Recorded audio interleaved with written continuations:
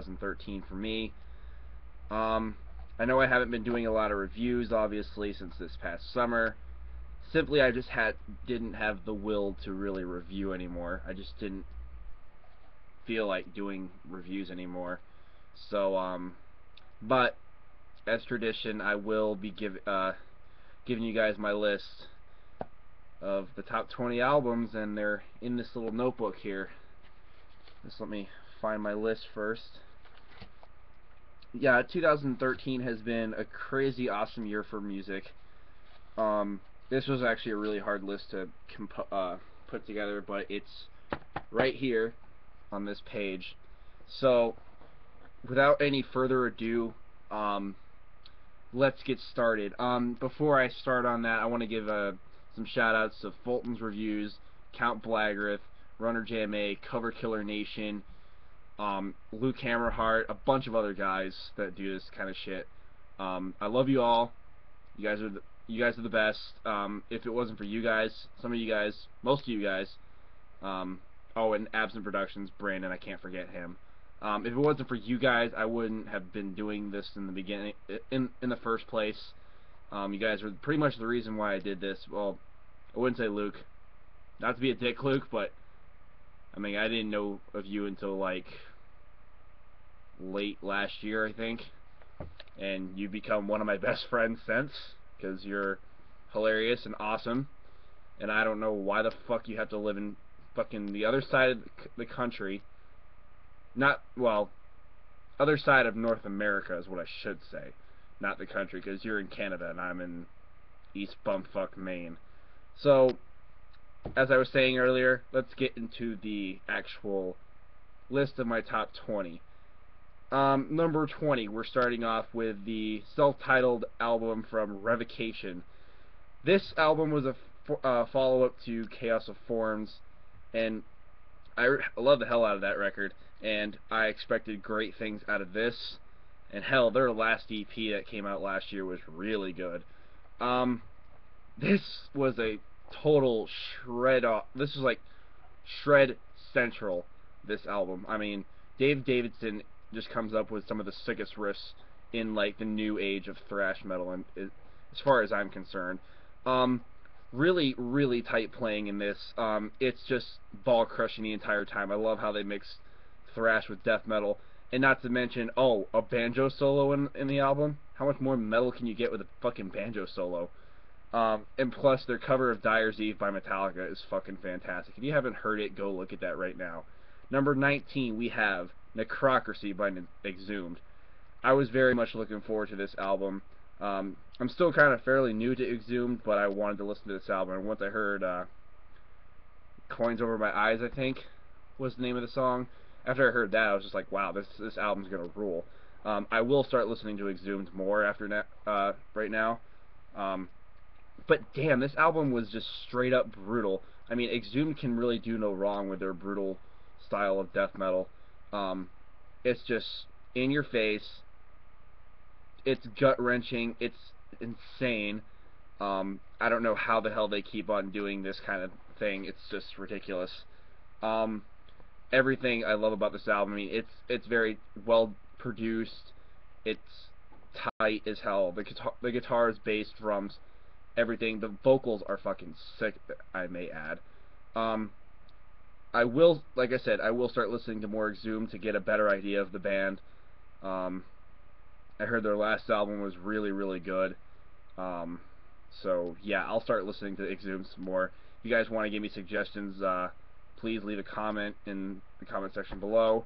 And sorry I haven't replied to any comments lately because Google's being fucking retarded and won't let me unless I switch over to Google, which I don't want to do, because fuck Google. Number 18. This next album was actually on my honorable mentions of last year, because it came out in Europe last year, but it came out in the States this year, and that is Spiritual Genocide by Destruction. Now, you remember my review ages ago about this record. In I want to say like November or December of last year, I reviewed this album, and this album was just fucking insane. Like, I don't know how the Germans just come up with just awesome thrash music. I mean, Creator last year with Phantom Antichrist, An honorable mention, Epitome of Torture by Sodom. Great fucking record. And now Spiritual Genocide is just a kick to the fucking face the entire way through. These guys cannot be stopped. It's just Schmear and the guys have not stopped putting out great music, and this is just a pure prime example of how good they are. It's insanely fast. It's relentless. What else can I say? I mean, their new drummer, I forget his name. He's one of the tightest thrash drummers I've ever listened to, and I've listened to a lot of tight thrash metal drummers, but wow. And Mike's riffs on this album are just blisteringly awesome. I can't get enough of the New Destruction album. It's really good. Number 17, and forgive me if I butcher this, Valkyria by Tyr. Now, I discovered Tyr earlier this year when I heard they were playing the 2013 Pagan Fest with Ensiferum, and earlier this year they recently signed to Metal Blade Records, and I didn't get to hear this band until I saw them at New England Metal Fest as part of the Pagan Fest. They were playing the same day as like Opeth on day 2 of New England Metal Fest, and I fell in love with the guys. And I met the guys when I was watching Opeth. They were really nice guys, and I was very excited to hear this album. I heard Blood of Heroes, and I thought the riffing on that album was just really awesome. And the interesting fact about this album is that they have George Colius of Nile drumming on this album, which I didn't see coming. But his drumming on this album is actually really solid. I mean, it's obviously not Nile-style drumming. That would be just ridiculously weird for Tyr. But the way he plays on this album is just absolutely phenomenal. Songs like Mare of My Night, Hell Hath No Fury, Nation, Lady of the Slain, some of my favorites. My favorite song on this album, and arguably my favorite song by Tyr, Lay of Our Love, featuring what's your frickin' face, Liv Christine of Leaves Eyes on that album, and that song just gives me chills the entire time I listen to it. I love it. It's definitely one of my favorite songs of the year, and like I said, arguably one of my favorite Tyr songs. Number 16, we have Dillinger Escape Plan with One of Us is the Killer. Now, I saw them at New England Metal Fest the same day that Tyr played, and Dillinger played right before Opeth, and they're the most destructive band ever. And then they released this album. This is their first album on Sumerian Records, and my god, this album is just destructive the entire way through. I mean, we all know Dillinger for their spastic style of music and how well it's played, and this album just proves how freaking good they are at doing it. I mean, some of the times you just can't even follow what the instruments are doing. I mean, it's just the time signatures on this album kind of gets pretty ridiculous at times. I do like hold on, I just spat on the screen. The instrumentation is just absolutely nuts. I love the vocal work on this, even though some of the harsh vocals are kind of weird for me, but I do like them. What can I say about the new Dillinger? It's typical Dillinger Escape Plan, and they just never fail to make a bad album. They're just that good. I know a lot of people don't like them, but they're fucking idiots, maybe? I don't know. And I have friends that don't like them, so I'm not calling them idiots, because they're my friends. All that good stuff. But anyway, this album, I just fucking love it. It's really, really good. You should check it out. Number 15, we have The Headless Ritual by Autopsy. Now, this was a follow-up to their comeback album, Macabre Eternal. I do like that album a lot more than this one, but this album, just, wow. It's typical Autopsy. I've seen a lot of my friends say this was a bit of a disappointment for Autopsy, but quite frankly, I do like this album a lot. It's Chris's vocals on this album, typical Autopsy vocals, and the fact that he can just do that and drum at the same time is just great, especially for this kind of music. And I just love how old school sounding Autopsy is on every record they do. It's not like try to be fast as shit and then play like a million blast beats in a fucking song like a lot of death metal is these days. That's not the case. This album is just straight up heavy death metal the way it has been for since it started, and they prove how good they are at how they do that particular style of death metal. So if you like death metal, I highly recommend this album. Number 14, we have Unwelcome by Arsis. Now, this is a follow-up to Star for the Devil, which was kind of awful. But this album is, wow, this album is just ridiculously crazy. I mean, James Malone has a new lineup with this album, and it's reminded me a lot of We Are the Nightmare, which is, in my opinion, Arsis' best album, and always will be. But this comes pretty damn close. The Leper's Caress EP was a really good EP, but this album was just, oh my god. I could not get enough of this record, and I just don't know how James Malone can do what he do. He's one of the most talented musicians in metal and in music in general, and not to mention he's like, ugh, God, Arsis is one of the most underrated bands on the planet. They deserve way more exposure than what they're getting now, especially for a band that has been around as long as they have. I think they should be way bigger than they are now. Just my personal opinion, because I think they're a fantastic band, and everybody in that band is extremely talented. I can't wait to see what Arsis has got coming up after this album, because Arsis just never, I don't know. I can't say they never failed to make a good album, but the last album for me was just kind of eh. But they put out good material, so check this album out if you haven't. Number 13, The Devil Put Dinosaurs Here by Alice in Chains. I'm a big Alice in Chains fan. I loved their previous album, When Black Gives Way to Blue. That was an excellent comeback album, and I hate all the freaking Lane Staley people that freaking say, oh, it's not Alice in Chains, it's Lane. Shut the fuck up. It's still Alice in Chains, whether you like it or not. I mean, this album, compared to the previous one, sounds more like the old Alice in Chains. Alice in Chains from like the 90s. It sounds just like that. It's awesome. It's definitely a pretty heavy album, to be honest with you. I love Jerry Cantrell's riffing on this. Duvall's vocals are great, as well as Cantrell's vocals. You can definitely hear some bass on there, which is kind of essential for Alice in Chains' sound.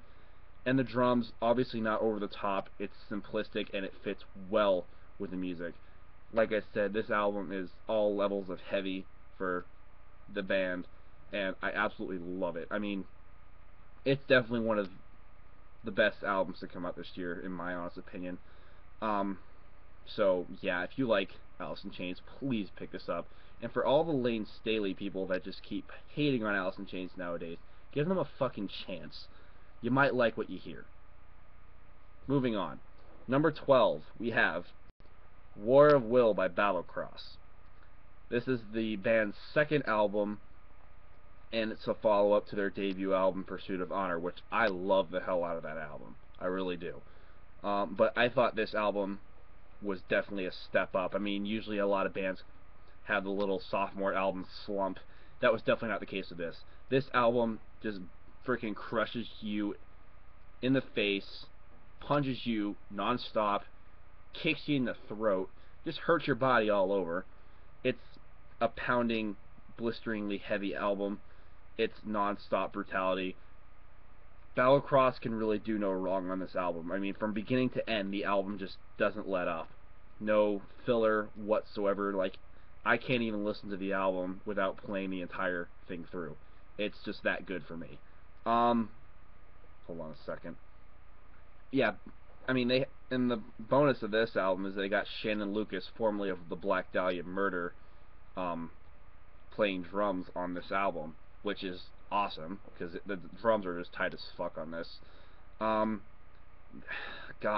some of the stuff they put on this record is just really, really good. I mean, Songs like Beast, where they went like almost full death metal. They made like a full death metal song, and that's honestly my favorite song on the record. Force Fed Lies, a really good lead-off single. Um, just the whole album in general just really hits me hard, as many of you probably know, because I'm a huge Battlecross fan. Friends of the guys as well, so I tell them all the time that their new album rules, and they appreciate it, and honestly, I think it's really great.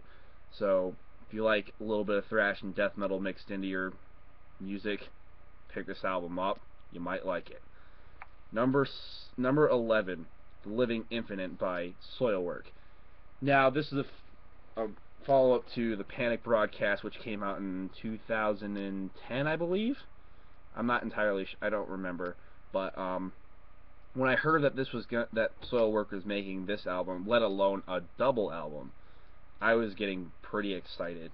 And honestly, listening to this, I can't listen to one disc without the other. I have to listen to both parts. I have to listen to both CDs 1 and 2.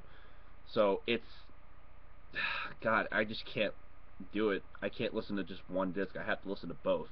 That is like what people should do, in my opinion, with this album. I mean, you can't just listen to one album when it comes to this. You got to listen to both CDs.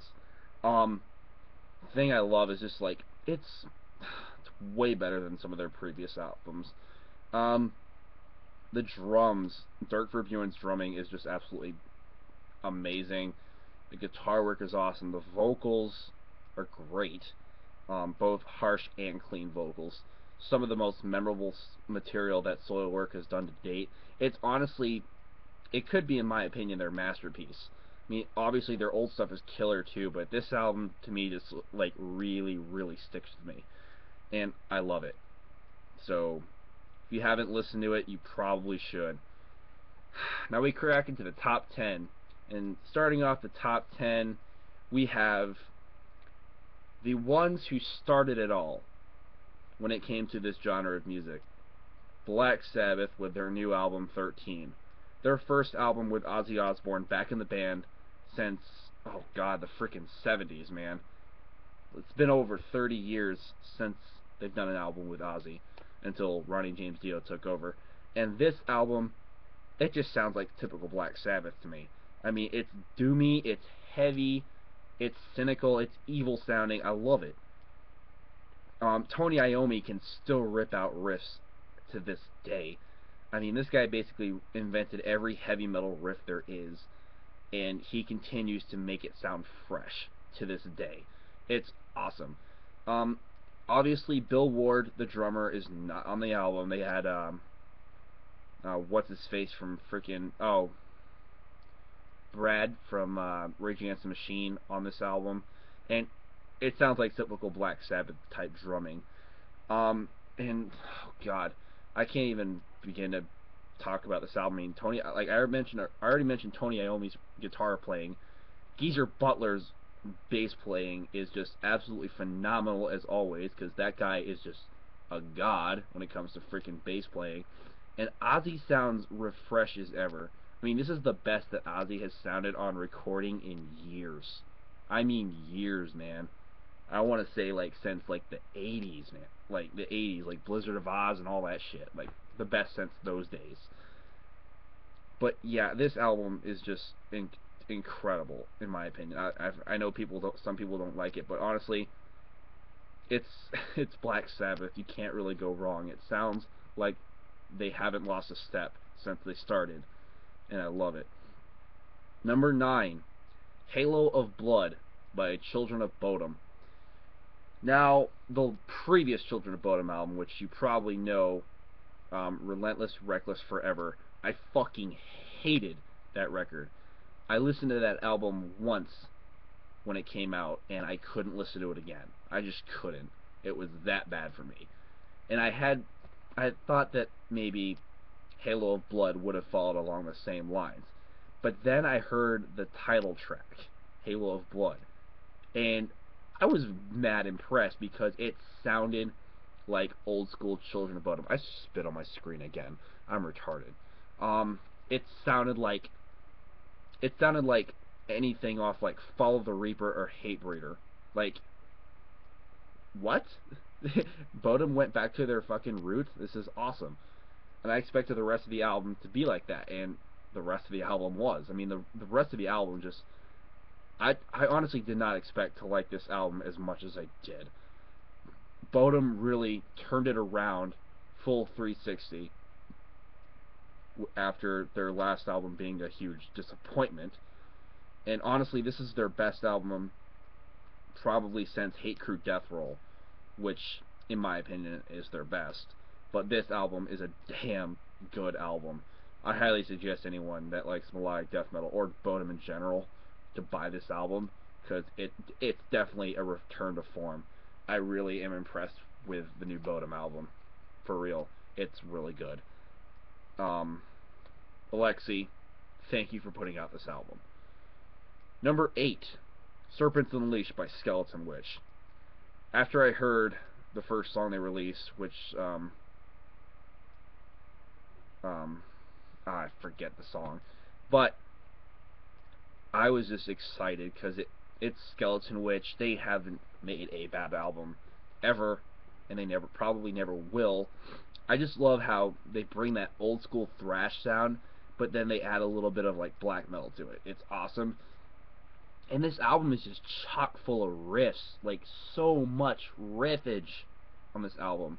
It's incredibly well produced, and it sounds like Skeleton Witch is playing live on this album. It's incredible.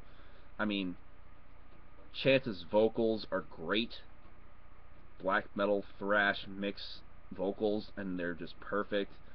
The guitars are absolutely sick. I mean, it's just the riffs, man. The riffs are sounding so fucking evil. I love it. Everything on this album just sounds phenomenal, and I cannot wait to see what Skeleton Witch can do after this album, because every album they've done, like Beyond the Permafrost, Forever Abomination, and I forget that one other album. I'm retarded. Sorry. It's their second album. It was after Beyond the Permafrost, but all those albums are just fucking great. Skeleton Witch rules. That is all. Number 7, we have The Dream Calls for Blood by Death Angel. This was one of my most anticipated albums of 2013. This was a follow-up to their comeback album, Relentless Retribution, which I really liked. But this one I thought was a step up from that. I mean, it's Death Angel's style of thrash metal, and it's incredibly well produced as well. Mark's vocals are just wow. I like how he does a little bit of falsetto vocals on this album. The drumming, everything's crystal clear. It sounds amazing.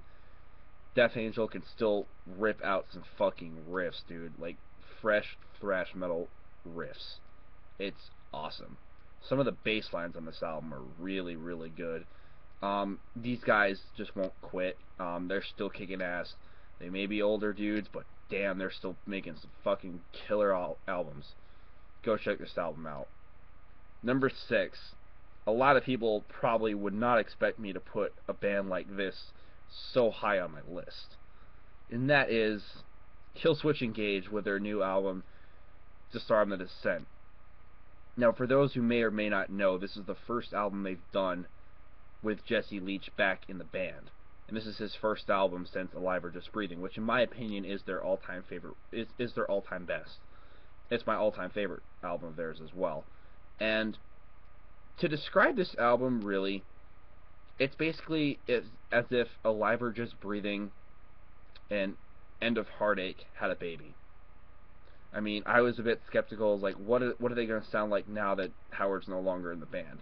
But once I heard a couple songs, All in Due Time and A New Awakening, I think No End in Sight, when it was like a demo, I was very stoked about the new Killswitch. And then when I saw it was streaming, I heard the very beginning of The Hell in Me, and I was just already blown away. I was like, holy shit. And these guys, nobody saw this coming. Nobody saw this band come out, balls out, just punching you in the face with a metalcore album that doesn't have a shit ton of breakdowns like a lot of metalcore does these days. Cough, cough, Asking Alexandria, cough, cough. Yeah. Killswitch Engage, they, like I said in some of the other bands, these guys made some freaking great riffs. I mean, Adam D is a riff machine, and so is Joel. So I can't really say a bad thing about this record. And Jesse Leach, in my opinion, sounds the best that he's ever sounded. This is easily some of their best material to date. Yeah, I can't believe a metalcore album is this high up on my list, and this is honestly, to be honest with you, this is one of the best. This is probably the best metalcore album that I've heard in years, and it's been a very long time since I've heard a metalcore album that really blew my mind like this one. Awesome, and I'm very glad that Jesse is back in Killswitch. I know it's been over a year since he joined the band again, but damn, I'm very happy that he's back after hearing this. Alright, we're in the top 5 now. Home stretch. Number 5, we have Kingdom of Conspiracy by Immolation. I was fairly new to Immolation this year, and I heard a couple of the new songs, and I was impressed. I loved it. Then I listened to the album, and I couldn't believe how fucking heavy this was. This was arguably the heaviest album that I heard all year. It's fucking insane how heavy this album is. Ross Dolan and the boys are just ridiculously awesome musicians. They put out some of the best death metal. Although I think that Majesty and Decay is a tad bit better, this album is just a phenomenal death metal release. I mean, these guys worked so hard on this record. It's chock full of brutality. I say brutality way too much in this video. That's retarded. Everything sounds very tight. I think it's well produced. Some people say it's overproduced, but I highly disagree on that. Ross Dolan has one of the best death metal vocals I've ever listened to in my life, and he pulls it off well. The guitars sound devastatingly heavy, so do the drums, and so does Ross's bass. I mean, it's an evil sounding death metal record, and I just love how fucking heavy this is. My balls just get crushed every time I listen to it. So Ross, Rob, and everybody else in Immolation, thank you. Number 4, we have Colored Sands by Gorguts. Another band I'm kind of new to this year. I've heard of Gorguts earlier before, but then I heard that they were putting out a new album, and I listened to, I think, the title track, and I liked it. Then I listened to the rest of the album, I'm just like, holy shit, this is good fucking death metal. And this is like this is technical death metal that doesn't bore me to death, like a lot of tech death does, like Necrophagist, because it's not full of guitar wankery and say, oh, we can play as technical as fuck. Well, these guys can do that too, but they can actually write a song and make it sound like it has song structure, unlike Necrophagist, in my opinion. These guys, wow, I cannot believe how fucking good this album turned out to be. I really, really enjoyed this album. I just feel like everything was just building up, and then once they go to the very last song on the album, they just give it everything they got and just pummel you in the fucking throat. It's awesome. And I like the fact that they got John Loudstrength of Origin playing for them now, and he's a disgustingly awesome drummer. So hats off to Gorguts for putting out a very, very stellar death metal release. Number 3, we have The Underground Resistance by Darkthrone. Yes, we all know Darkthrone is a black metal band, but the last few albums they've done haven't been black metal at all. They've gone for like a more old school album, and the new Darkthrone happens to be like a old school heavy metal sounding album. Sorry if you hear my parents upstairs and all that good stuff. Good stuff, that's weird. So this album sounded like, in my review, hold on a second, my screen just went black. Yeah, I'm recording from my webcam, if you couldn't tell. Um, this album sounds like it came out 30 years ago, like I said in my actual review of the album. Fenriz and Nocturno Culto, I can't really say that. Nocturno Culto, I can't, fuck it. I'm retarded right now. They put out a fantastic album, and like I said in my review, this, if you put this album like next to like Melissa of Merciful Fate, it would fit in right. It would fit in perfectly. Back in 1983, these guys, oh my god, these guys had some of the freshest riffs of the entire year when it came to new releases. I couldn't believe how freaking good this album was, and I really, really enjoyed it. I actually just recently listened to it earlier today and just be like, wow, Dark Throne still rules.